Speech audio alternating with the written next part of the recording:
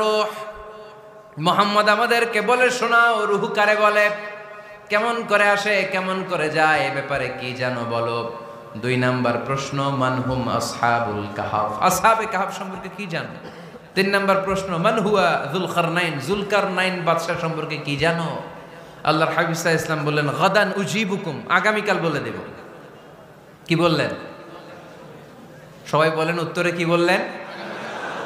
আগামীকাল বলে দেব। তো আগামীকাল সবাই এসে হাজির।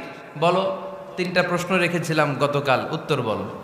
আল্লাহর হাবিব সাল্লাল্লাহু আলাইহি ওয়াসাল্লাম বলতে পারলেন না, কারণ ওহী আসেনি। তিনি ছিলেন ওহী নির্ভর, dependent on wahi, dependent on revelation, guided by the ওয়াহি।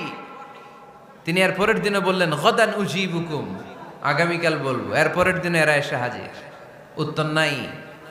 আল্লাহর হাবিব সাল্লাল্লাহু আলাইহি ওয়াসাল্লাম আবারও বললেন গাদান উজিবুকুম, আগামীকাল বলবো। এর